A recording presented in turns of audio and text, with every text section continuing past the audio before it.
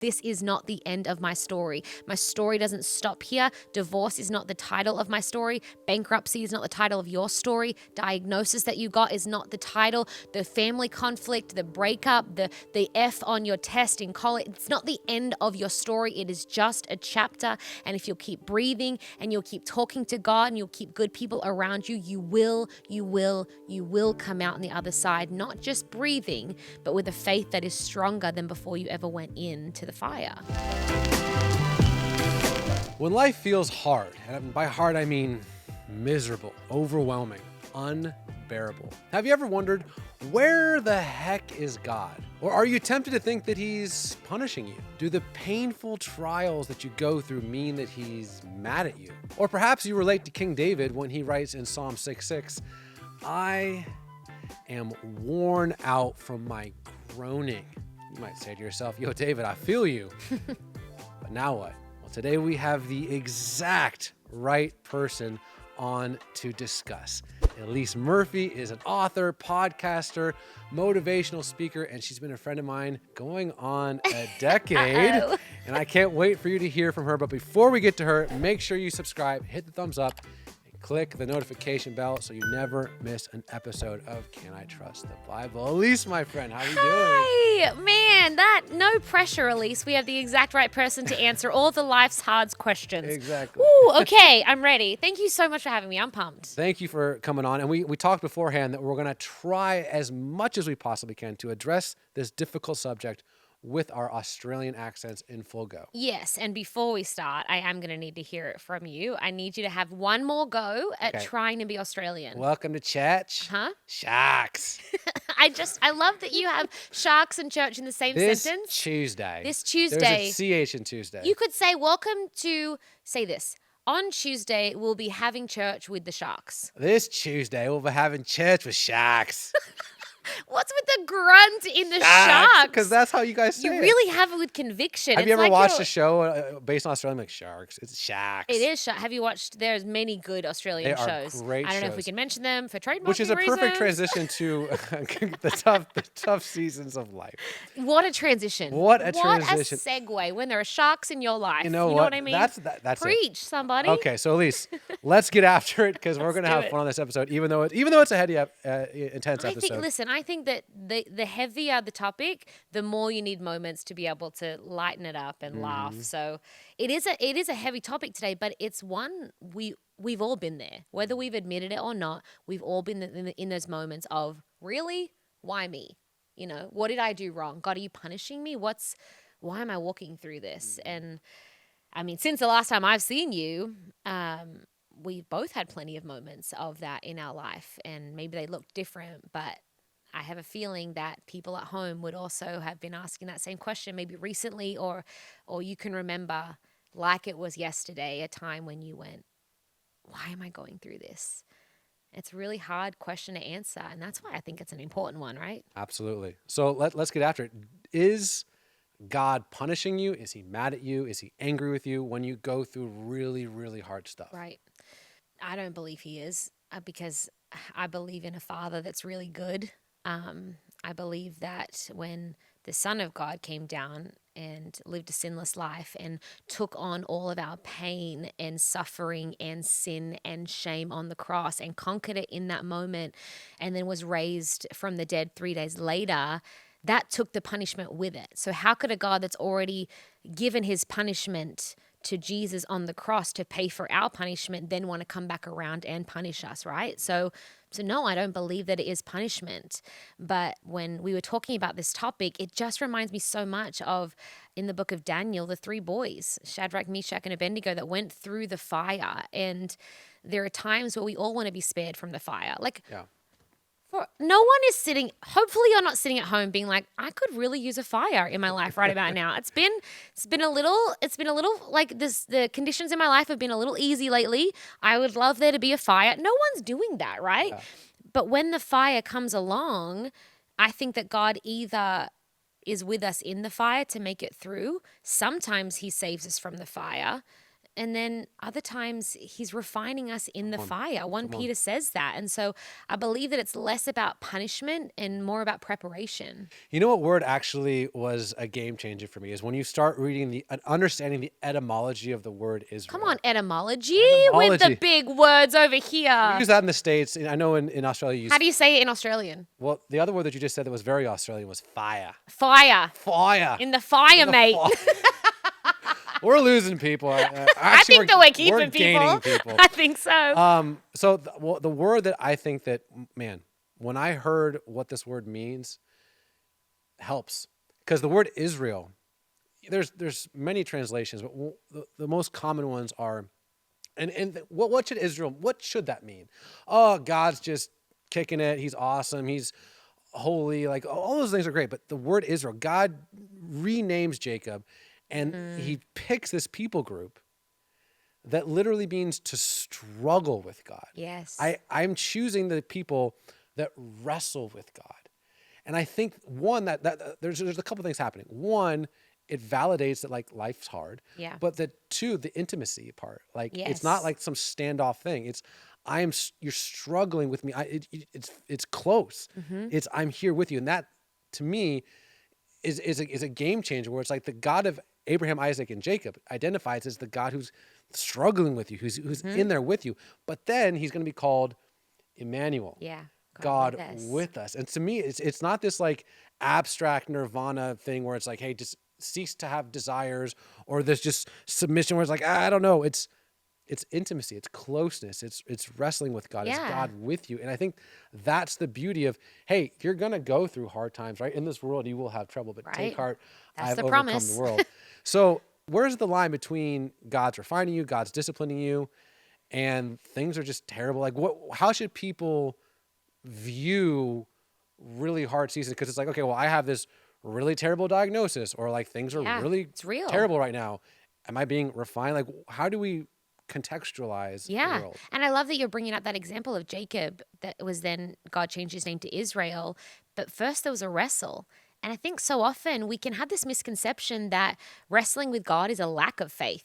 I think wrestling with God proves our faith. Come on. In order to wrestle with God, you've got to be close with God. In order to wrestle with God, you'll feel his breath.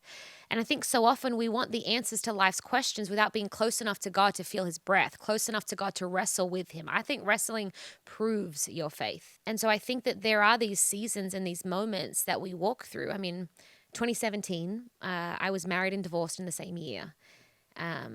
I know what it's like to be in a season where you are begging for God to answer your prayers, begging for him to take away the pain, begging for him to give you a little bit more energy because you know it's a wrestle, but you're just not sure how long you can wrestle for. I was begging for God to save my marriage. This perspective I didn't have at the time is that God ended up saving me from an abusive marriage, because that marriage would have destroyed me and destroyed my calling. And God, in his godness, knows things that we don't know. But I remember being in that season and being like, are you punishing me? I did everything right. I thought I did everything right. I followed my leaders in church. I prayed about this. I had peace about it. We were pure till we were married. Like, you look at any of the ways, and we're going to talk real, I thought I had done it right. So why am I in this wrestle? Why am I in this fire? Why is divorce a part of my story? But I think it's in those moments that you've got to remember and you've got to understand that God in his sovereignty knows things that you and I don't know. And there are still questions that I don't have answers to. But what I do have on the other side is peace. I have a faith that cannot be shaken. And I know that even though God didn't save me from the fire, he was with me in the fire. And what burnt up in the fire were the things that were holding me back from my calling, were the things that were binding me up, that were holding me back from all the things that God had for us. I think that we ask God to use us and then we rebuke him for preparing us. And sometimes that's exactly what the fire is for. Right at the beginning of that, you said something along the lines of wrestling with God doesn't disqualify, or say that again. It was I don't remember, honestly, but It was that, like, this idea that I think we have this misconception that wrestling with God is like a lack of Yeah, faith, or okay. like if you have questions, Yeah. then it's like, oh no, you have questions, and it's like, what are you talking about? Yeah. Questions are amazing. Which leads me to this. I actually wrote this down, and I could have made a much longer list. But if you're going through a trial, you're in very good biblical company. Right. I'm just Yes. going to Do it. 5 of these. Job 2:9. His wife said, because life was so bad, curse God and die. Elijah, 1 Kings 19:4. He came to a broom brush, sat down under it, and prayed that he might die. I've had enough, Lord, he said. Take my life. I am no better than my ancestors. David, Psalm 22, 6-7. I am a worm and not a man, scorned by everyone, despised by the people. All who see me mock me. They hurl insults, shaking their head. Jeremiah 20:18. Why did I ever come out of the womb to see trouble and sorrow to the end of my days? Or to the end of my days in shame. You want New Testament? Paul. What a wretched man I am. Who will rescue me from this body that is subject to death? But the very next verse. Thanks be to God who Yeah. delivers me through Jesus Christ our Lord. We deserve death. We deserve punishment. We deserve from our sin and rebellion.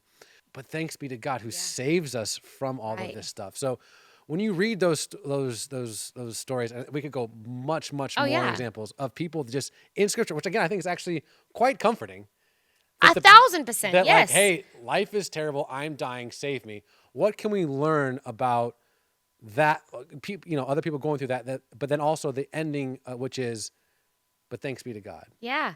I think that it is comforting, right? Because then suddenly, truly, if you look through this whole thing, where there's quite a few pages and a lot more stories, really anyone that was used a lot by God was tested deeply, was put in the fire, was allowed to walk through the fire, was allowed to be in these moments where they also looked up, and the people around them were like, hey man, like, you good? Like, Job's wife cracks me up. I'm like, yeah, that's like reality show stuff right there, where she's like, curse God and die. Like, thanks, babe, But I think that that's the truth, is that we've all been there and we've all gone through it, and we're in really, really, really good company. And I think it's in those moments that you go, God, this season doesn't last forever. I would say that to myself all the time during that season of my life.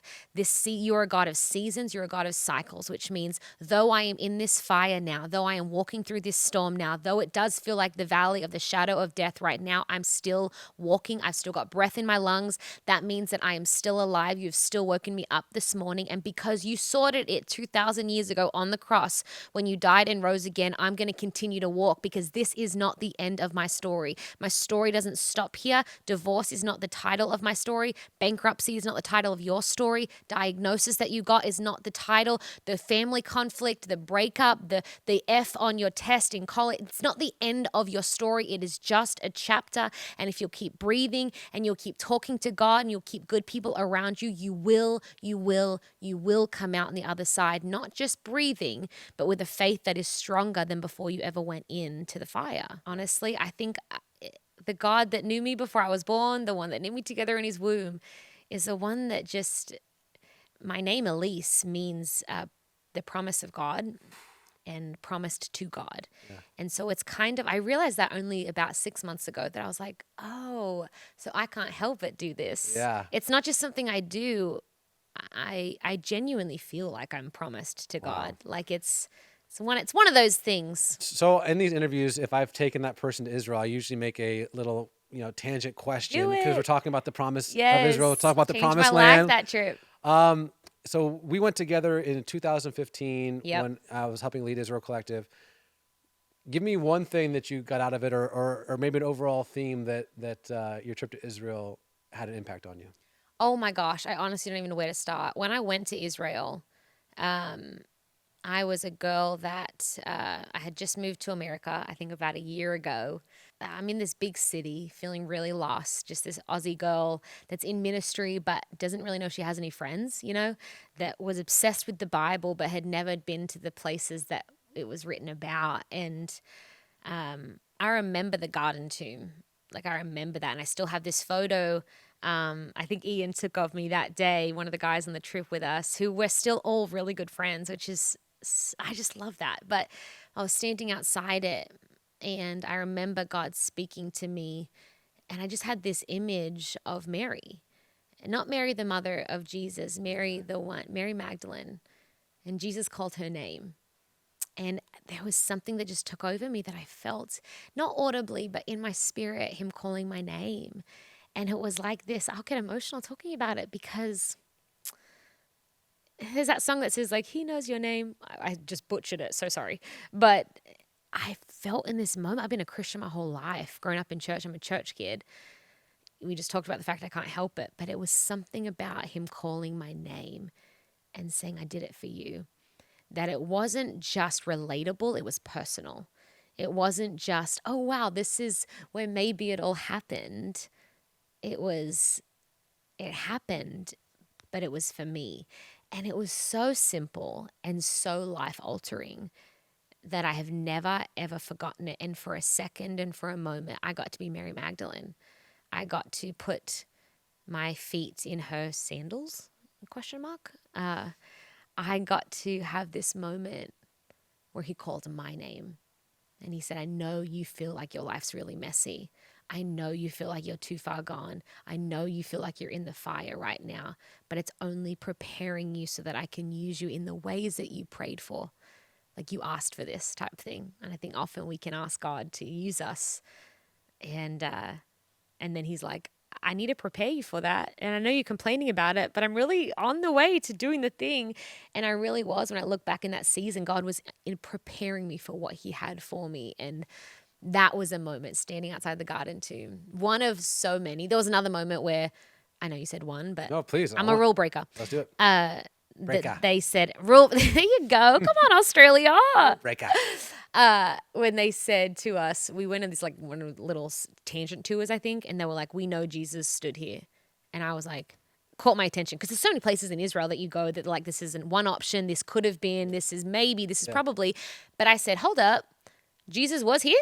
And they were like, yes, we know for sure that Jesus was here in what remains of this like temple area, but you can't go, he can't go through the rope. And the rope was about as high as this table. And I said, what? You can't go through the rope. I'm going through the rope. What are you talking about? Like, why are we, Jesus was here in that. And I was like, okay. So they walked over to do something spiritual, I don't know. And I was like, all right, I'm out. Jumped over the rope and just, I don't think I'm allowed to. Please don't arrest me. Please don't arrest me. I can't go to jail. It'll ruin everything. But I jumped over the rope and I just remember putting my feet where they said Jesus' feet were. And I was like, it was the most surreal experience. I wonder if that's the entrance to the Temple Mount on the southern steps. Maybe. You would know better than me. So the majority of the southern steps still exist. Well, not majority. A lot of them still exist.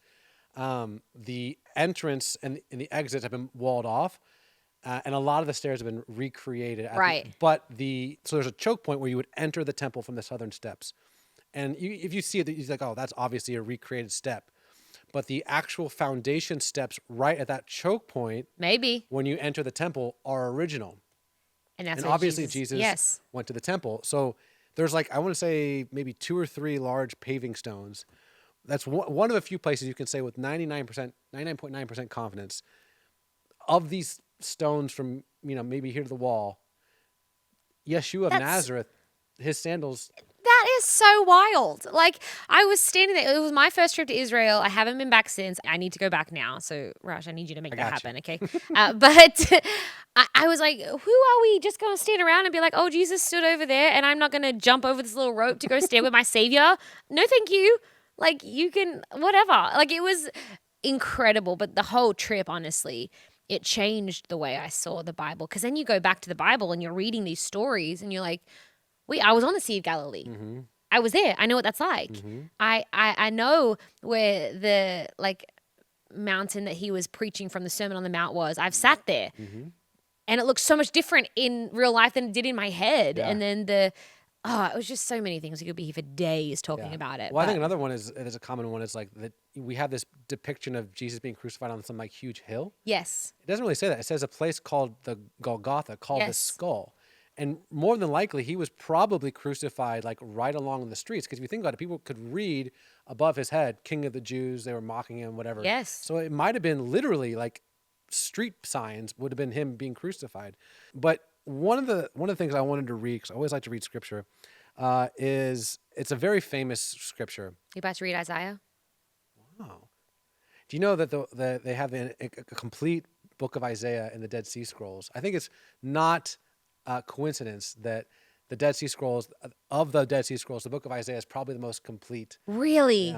Yeah. Just a side note, if you want to be Australian, you are going to need to call it Isaiah. Isaiah. There you go. This So is from proud of you. Isaiah Yep, nice. 53. Yeah. Isaiah 53:3. He was, think about this, the creator of billions of trillions of galaxies. He was despised and rejected by mankind, a man of suffering and familiar with pain, familiar with your pain, Yeah. like one from who people hide their faces, shame, guilt, depression. Yeah. He was despised and we held him in low esteem. Surely, this is for you, he took up our pain and bore our suffering. Yet we considered him punished by God, stricken by him, afflicted by him, and afflicted. But he was pierced for our transgressions, and he was crushed for our iniquities. The punishment that brought us peace was on him, Yeah. and by his wounds we are There healed. you go. What we were talking about at the start. Ooh-wee. Man, I love How that. good is that Yeshua of Nazareth guy, man? He's a good one, isn't he? There's another one in Isaiah 43, because we were talking about the fires, like when you kind of go through that, and we see it in Daniel 3, the story we mentioned at the start with Shadrach, Meshach, and Abednego, and they say, our God can rescue us from this. And then they say, and he will rescue us from your hand. We often skip over that. O King. He will rescue us from your hand. Whether we go through the fire or not, whether we survive the fire or not, make no mistake about it, he will rescue us from your hand. Whether he rescues us from going into the fire, or he rescues us in the fire, or he rescues us and we're made perfect by going to be with him, he will rescue us from your hand, O King. But even if he doesn't, we will not bow down. And then they go in the fire, and then King Nebuchadnezzar looks in the fire, and there's a fourth man in the fire, and it looks like the Son of God. And I love that some scholars have said that it looks like it was an angel or whatever. I think that it was a precursor to Jesus, that there are some times in the Old Testament where we see a pre-visitation of Jesus before the New Testament. And this is why I think it is, because again in Isaiah 43 it says this, "Do not fear, for I have redeemed you. I have called you by name, you are mine. So when you pass through the waters, I will be with you. And when you walk through the fire, you will not be scorned, nor will the flame burn you." I think that there are some things we go through in life where he's not just going to send an angel. He's going to show up in the fire with us. And so the fire is not punishment. It is preparation. Wow. But it's also not a place where you're left to fend for yourself. If you look around, spiritually, metaphorically, whatever, he is in the fire with you, whether you can see him or not. Because the boys couldn't. We don't have any record that the boys saw that he was in the fire with them. The king saw it. That's a good point. Other people saw it. That's and he was actually like, a wait great a point. second, who's the fourth man? I sent 3 guys in there. Doesn't say that Shadrach, Meshach, and Abednego looked around. They were like, what's up, Jesus? My guy. I knew you was going to show up. We have no record that they knew that there was somebody in the fire with them. And then when the king called them out of the fire, notice he didn't call the fourth man. He was like, all right, get the 3 guys, whatever that is in the fire with them, keep that in there. I don't want that close to me. He pulled the 3 boys out. And it says that all that was burnt up was the ropes that they had gone in with, but they didn't even smell like smoke. And I just love that even if you can't see it right now, he's in there in the fire with you. There are some things I think in life that because he relates and because he's always contending for us, because he's our great advocate, that there are some things because he's experienced it, because he put on human flesh and was 100% God and 100% man, he knows, I'm going to be with them in this one. This one, I can't just send an angel. I'm not just going to send a Bible verse for them. I'm going to show up in those moments. And I think that's why when you wrestle with God, you know him deeper. You know him in a more intimate way because you've been through it and you didn't just survive, but in a sense, now you're ready. Someone's faith, I think that when you've been through the fire and come out the other side, I think you're ready. That's so good, sis. You know what's interesting is on a lot of episodes of Can I Trust the Bible, if you would talk about what characters come up the most, it's like Jesus, David, Abraham, Moses. But right here, Shadrach, Meshach, and Abednego. Really? I don't know what it is, but I think there's something. Like your mascots. Yeah, exactly. Maybe it's, I don't know, God saying like, hey, maybe soon, maybe even if it isn't literal fire, like standing for what you believe in. And I think the courage of those people, it's not just courage for the sake of being brave or whatever. It's like, I'm trusting. Yeah. I'm trusting God. And maybe one of the outgrowths of these fiery seasons is that what used to be kind of an ethereal faith, because there's no theological implications about what I'm about to say. But when people say I have faith in Christ, it always seems a little disconnected. I like the idea of trust in Jesus because you replace faith with trust. It's the same idea. Christ, which is fine, Messiah, Mashiach, but Jesus, it's so much more personal. And to me, going through the fires, it's like, I trust you. So listen, we could talk all day long. I want to hear about all the Australian. What's one more Australian word I can have? Ooh, Vegemite. Vegemite. It's not good. Tim Tams, I'll give you Next that. time I come back, we're gonna do a taste test. Vegemite. I'm gonna show you how to do it right. I wonder if you put Vegemite, if sharks would eat you. Yes, sharks would eat you probably because they'd be offended by the Australian accent. All right, Elyse, we're going to end on one sort of bringing it home. Bringing it home note. My friend here is going through it. They're legitimately going through it. They clicked on this video because they are going through it. And they're like, all right, I don't know why, but I clicked on this video. And now you're on their screen. What would you say to them? He sees you. He doesn't just see you, he's with you. And I think that I would say to someone that is going through the fire, I don't know your fire, but I know what that feels like. And I promise you that you will come out the other side.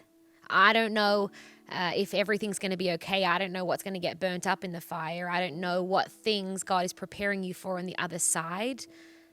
But I know that you make it through this.